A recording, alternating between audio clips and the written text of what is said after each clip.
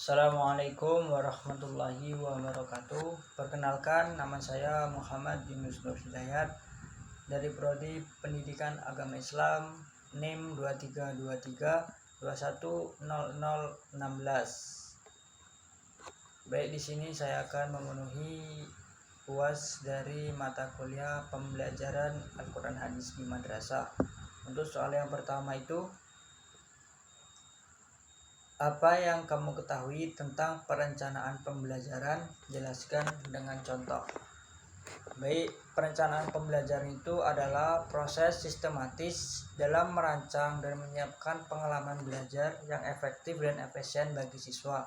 Proses ini melibatkan identifikasi tujuan pembelajaran, pemilihan strategi pengajaran, pemilihan sumber belajar, dan evaluasi hasil belajar.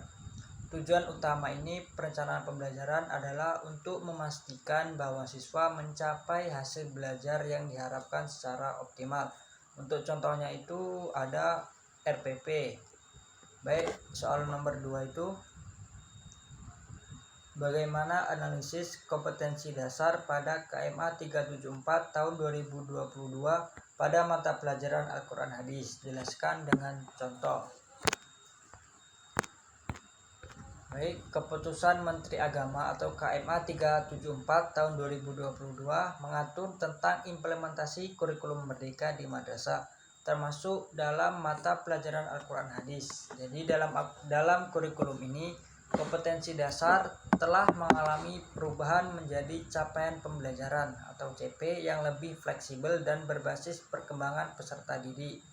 Untuk analisis kompetensi dasar pada mata pelajaran Al-Quran Hadis sendiri, yang pertama itu pendekatan berbasis kompetensi, yang kedua integrasi dengan nilai-nilai Islam, dan yang ketiga itu pemetaan berdasarkan fase usia. Untuk contoh implementasi kompetensi dasarnya itu, contohnya kelas 7-9 fase D, kompetensinya itu memahami bacaan dan makna ayat Al-Quran serta hadis terkait akhlak. Contohnya, siswa membaca dan memahami hadis tentang pentingnya berkata jujur, lalu mendiskusikan bagaimana menerapkannya dalam kehidupan sehari-hari. Soal nomor 3, bagaimana analisis saudara tentang problematika pembelajaran Al-Quran Hadis di madrasah? Jelaskan dengan contohnya. Baik, problematika yang sering muncul pada pembelajaran Al-Quran Hadis di madrasah itu, yang pertama adanya keterbatasan kemampuan membaca Al-Quran. Banyaknya siswa yang belum memiliki kemampuan membaca Al-Quran yang baik sesuai dengan kaidah tajwid. Contohnya, di beberapa madrasah, siswa berasal dari latar belakang pendidikan yang beragam sehingga ada yang belum tentu terbiasa membaca Al-Quran dengan benar. Nomor 2 itu kurangnya pelatihan bagi guru.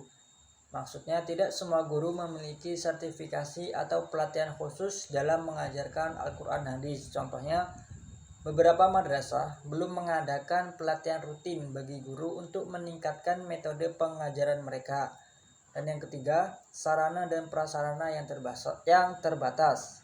Maksudnya, kurangnya buku ajar, media pembelajaran yang interaktif, dan teknologi pendukung. Contohnya, madrasah dengan fasilitas terbatas seringkali hanya mengandalkan metode ceramah tanpa alat bantu visual ataupun alat bantu digital. Sekian dari saya. Assalamualaikum warahmatullahi wabarakatuh.